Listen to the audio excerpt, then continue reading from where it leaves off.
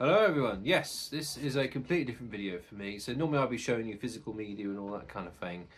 But I thought I'd try and do something different. I've been doing the same kind of format now for fucking too long. So the video was inspired by a conversation I had with my wife recently. So we are both metalheads, but we kind of differ on the level of like what we like. So I'm more extreme and she is what I like to affectionately title wife metal. So all the kind of massive mainstream bands she's a massive fan of. You know, the big stadium rock bands, you know, the big stadium metal bands, like arenas, that kind of thing. That's her go-to style of metal. And it made me think, we've never really agreed on bands. There's a handful of them we obviously both like, and we've been together like 10 odd years now. So this list is purely something I'd like to get off my chest in a way, because you can be positive all the time, but it's also kind of nice to talk about things you don't like, because I don't like every band, and you know, and you're not shitting on them to be horrible. This is just purely my opinion, my taste. You could say I'm a dickhead. You could say I'm, you know, why would you think that? But I'd love to hear what people think of bands, because the one thing in the world I hate more is when people go, oh, I like all kinds of music, all kinds of bands. You don't. No, you don't. So yeah, this is my top 10 of bands.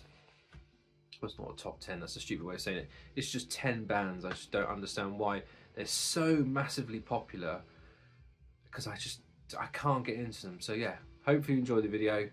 Let's crack on. So number 10 is a band that for I can't remember how many years now, it's just a band I just don't understand, and that is Machine Head. So this band, I think I first heard them way back in the middle of the 2000s, maybe. I can't really remember when I first heard them.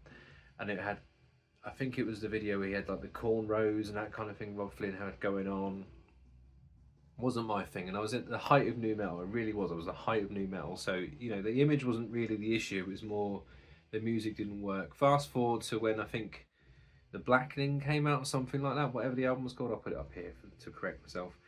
That album was massive around all my friends, everyone in the social circles. Everyone used to rave about how great Machine Head was. I listened to it, didn't get it. Did not understand the vocal style, just the shouting and the weird wet mouth movements he does, and the massive nose piercing, and that put me off. And it was just silly little things like that. And I didn't like his flying V at the time. I thought it looked shit. And you know, it was like a rip off of Michael Schenker and Randy Rhoads, and I think that's probably what it's inspired by. But again, being a little guitar nerd at the time, didn't click with me either. And then I saw them live with Metallica. I can't remember what tour that was now. I think Death Magnetic, and I just thought they were rubbish, absolutely rubbish. And all my friends rave about them when they visit here in Norwich.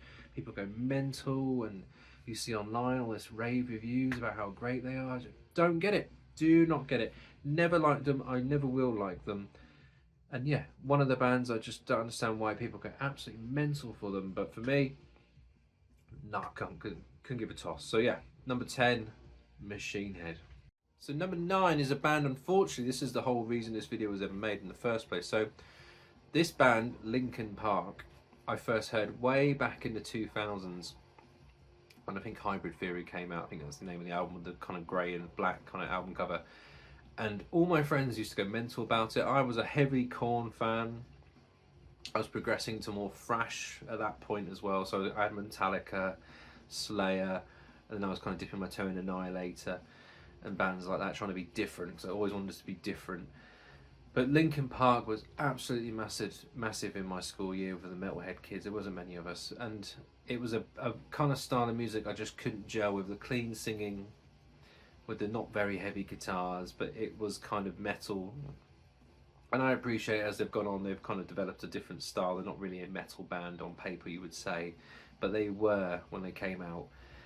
And everyone went mental for them, and I still to this day do not understand the craze, because there were so many other new metal bands at the time when they came out were very similar, with the kind of rap and the clean vocals and the not so heavy guitar, but you kind of had to pogo along, and you wore your baggy trousers, all that kind of thing, and you thought they were really heavy.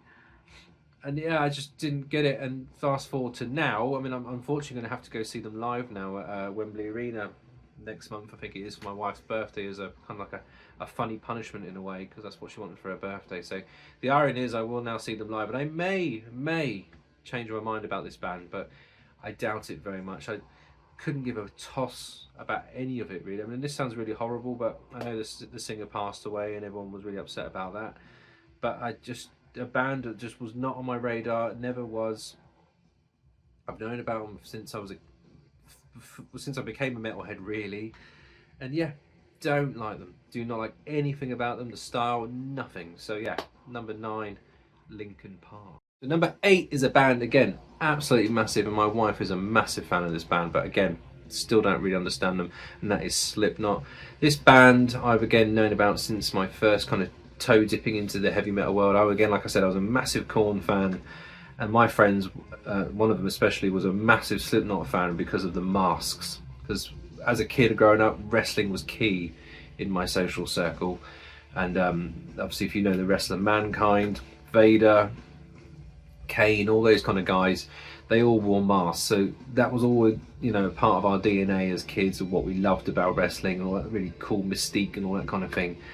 But when Slipknot came about, I just musically, it just did not click with me at all. Load of blokes jumping around in boiler suits, 2 of them hitting bin lids or cans or whatever it is they do, and it just did not register with me. It was way too extreme, and it didn't have any groove to it really, and the drumming was mental. Like, fast forward now, drumming technical death metal was kind of a similar kind of vibe anyway, so I should kind of like it, but I just don't. And yet the vocals as well, Corey Taylor just shouting, and then the singing, it just didn't register with me at all, and I always thought they looked stupid.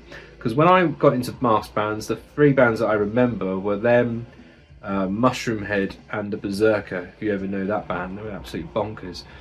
But I couldn't honestly say hand on heart I ever liked them. I've seen them live again with my wife, and they're all right. I guess for a live show you get the full effect, because obviously they're quite a big band now. And maybe one album, I forget which one, All Hope Is Gone, maybe that album, there's a handful of songs on that one I can just about stomach and kind of nod my head to now and again from years of torture listening to them. But other than that, I just do not get excited about them. I couldn't give a toss about any new album of theirs. Again, like nothing registers on my radar when I hear the word Slipknot. I just go, oh right, cool, great, you know. And you know, the amount of mysterious members in the band that aren't mysterious members and that kind of thing. So yeah, number 8 is Slipknot. Just do not understand the hype, really don't.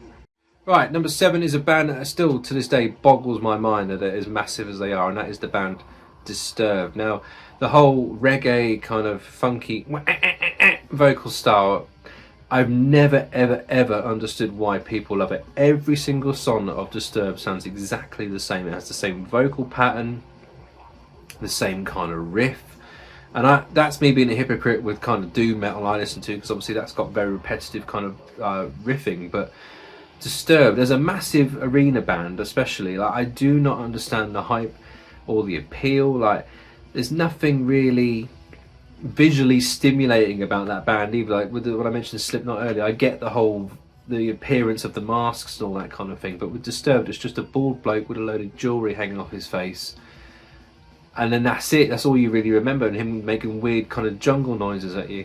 Other than that, what do you actually get from Disturbed? I've never understood anything about that band and why they are as massive as they are. Like, they are huge, especially when I went and saw them at Download. I think my wife wanted to go watch their set. We sat there and watched it. Everyone was there, and I was the only one that couldn't. Well, I felt like I was the only one there. I just couldn't give a fuck. I really don't understand it. Like, he's a massive like vocal performance kind of guy in the kind of sociable metal world with everyone. Like, he's just someone I just don't get it. Do not get it. Still don't get it. That's why I'm telling you on this video. I don't understand it. So yeah, Disturbed. What's all that about?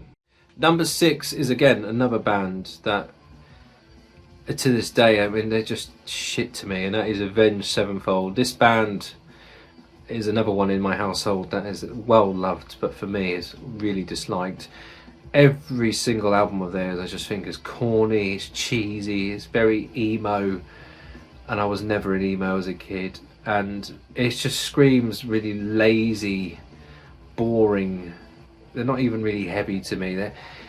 What I find struggling with them is the kind of, they try to copy bigger bands, and they've done it to the point where they're now massive. Like, you listen to some of their songs and it's just like, you know, they're heavily influenced by Metallica and that kind of Black Album sound, and they want to be like that. the vocalist as well. Not saying he's copying James Hetfield, but it's the same kind of energy with the whole "way" and all that kind of stuff. And I don't know enough about them to really care, but like, I appreciate like that M Shadows bloke is a decent guitar player if you like the kind of style of guitar he plays. It's not for me at all. I don't rate him at all, but technically, yes, he's obviously a very good guitar player. You can see that from a mile away, but musically it just bores the tits off me. Like, every single melody is just weird. I just don't understand the appeal of it. They remind me a lot of a band like Good Charlotte when they came out and everyone raved about them. I never understood why they were so popular. And that's obviously a different style of music, but that kind of emo, kind of goth look, with weird kind of American goth aesthetics, I guess. But it just didn't appeal to me even the slightest. Like, and now they've kind of ditched that look, I think, and they've kind of got older, but still. I mean, I saw them with Iron Maiden maybe 2007, maybe something like that, and they were boring. I mean, like, really boring. I actually preferred Lauren Harris, who was the opening of that night, and she's not great. Well, she was. I don't even know what she does anymore either. So yeah, Avenge Sevenfold, another band completely. Yeah, just don't get them. Do not get them. Number 6 might piss off a few of the older metalheads if any of you guys watch this kind of video, and that is the band Helloween. Now, you're thinking, what's your fucking problem with Helloween? How can you not like them? It's the same as all the other bands. I just don't understand the hype. Like, they are a poor Scorpions to me. Like, melodic guitar and all that is great if it's interesting, and I've never ever heard a Helloween song where I've gone, oh yeah, that's really catchy. I mean, the only one I can think of at the top of my head that was obviously massive for them was, I think, I Want Out or something like that, and I watched that just before I did this video, just to kind of remind myself of the music video, because I remember him opening his mouth and there's something going on in the video of him, or everything went through his mouth. It's just boring, and like, it's just, there's no energy there, and there's no catchy choruses. Like, they are a poor man's Scorpions to me. Like, and Scorpions are massive, love Scorpions, loads of great songs of theirs, but Helloween, no, you compare them to Accept are a massively better band than Helloween. Like, German bands of the 80s, I guess, for me, they were always going to be, you know, your thrash ones like your Creators, your Sodoms, Destruction, and then your softer ones like Scorpions and Accept to a latter point of their albums. But Helloween, I've never ever seen the appeal, never liked the logo with the pumpkin head thing. I think it's the 7 Keys or something like that, the two albums for that, apparently must-have albums, but never enjoyed them, never got into them. I mean, I could be converted, I don't know.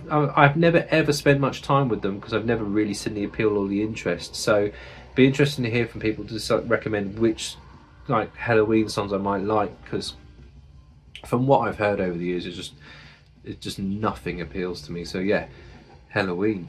Number 4 is a band, again, massive band, but I have no idea why, and that is the band Tool. Now, they are a bunch of tools to me, because I've never ever understood why this band is as big as they are.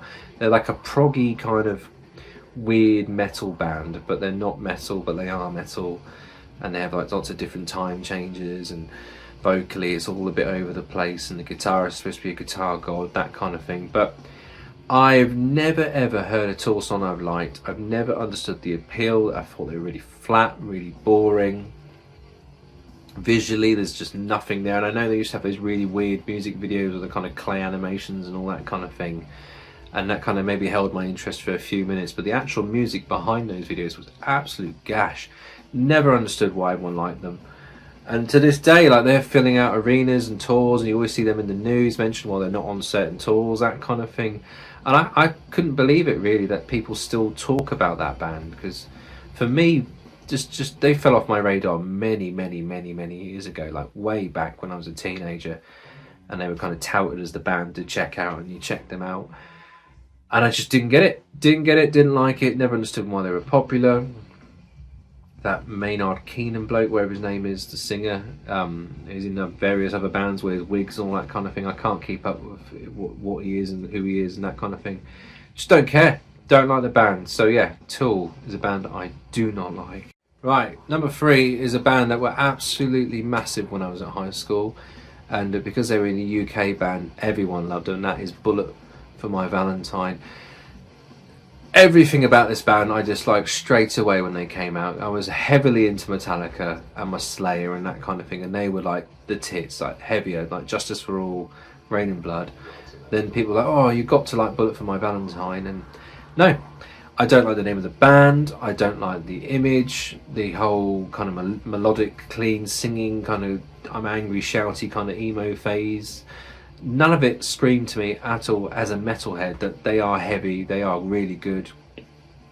I think the only song of theirs I could stomach was Scream, Aim, Fire.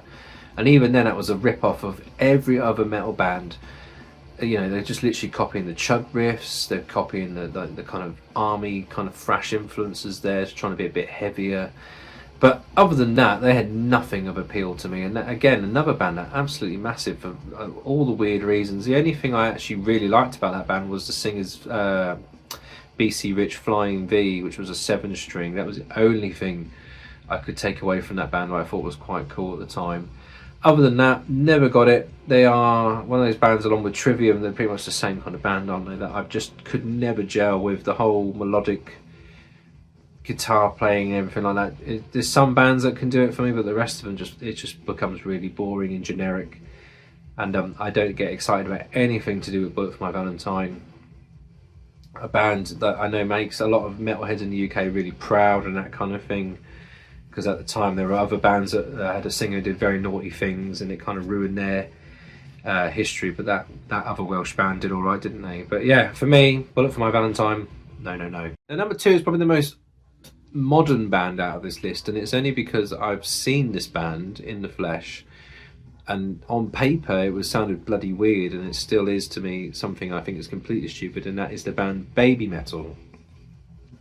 Now again, I know Japanese metal is completely out there. You can go all day and find a different Japanese band that is completely bonkers, but yet musically immensely talented, and this band is exactly that. You know, I've seen these guys live and they very much reminded me of the band Decapitated, if you know them, from Poland. They're very, very heavy instrumentally, and if you like your technical death metal drumming, brutally heavy riffs, that kind of thing, modern production, they sound fantastic for that. But what I can never ever get my head around, and never will, is the whole girls' school, teenage Japan pop kind of vocal style. I just don't get where that is a thing and why that is what it is today, and why they're such a massive band. I mean, they've played with Metallica, Judas Priest, you know, they've done it all and they're conquering the world. And again, I'm one of them people in the background like, I don't get it. I remember when I saw them at Download one year, everyone around me was going absolutely ballistic, and I'm looking around thinking, really, are we listening to the same band? Because musically it sounded absolutely fantastic, but the vocal style, and I think it was something, a song about chocolate or something stupid like that, I just didn't get it. It came across as a gimmick to me that would stop and disappear, but all these years later they are still going strong and pumping out the tunes and filling arenas and all that kind of thing. And I'm just probably just becoming bitter and kind of like a gatekeeper kind of, maybe, I don't really know, because I just don't get it. I mean, I appreciate people like different kinds of music, and that's the whole point of this video. You know, you don't have to take my word for it, but Baby Metal is a band I will never understand why that style of music is now considered acceptable in the metal world. Because I imagine when that came out when I was a kid, that wouldn't even register on the radar of anybody. It wouldn't do anything. It wouldn't be a thing. But now, I mean, there's all sorts of weird and wonderful modern bands, and a lot of them I've never even checked out because I just refuse to do it. So yeah, Baby Metal, that is my number 2. Don't get it. And number 1, this again isn't the worst band in my life or anything like that, it's just a list I've collated down, and that is Killswitch Engage. Now, when I first ever heard this band, it was My Last Serenade, and that opening riff was fantastic, absolutely brilliant, really heavy, really chuggy, really breakdowny. Then he started singing and it went all fucking shit from there for me, and then since then I have never ever liked that band. That was the biggest betrayal of my life, is when I first ever heard that song on Kerrang TV, the music video, with the kind of spinny wheel thing in the music video, and they start playing music and it's really heavy. Then he starts singing and I'm thinking, where's that come from? That's not even remotely heavy. Like, it should even be in the band, you know, the song, it doesn't fit that. It should have growls, it should have shouting, anything like that. And yeah, it just didn't work for me. And it's a band, again, I've checked out now and again over the years, but I just cannot get into them at all. They are, again, very popular band, most of your normal, I like to call them normal metalheads, they're not like your underground metalheads, they're kind of like, they're a bit more accepting of music than I am, say. They always have a Killswitch Engage patch on them. It's like when you go to a festival and you see someone's battle jacket and it's all mainstream bands.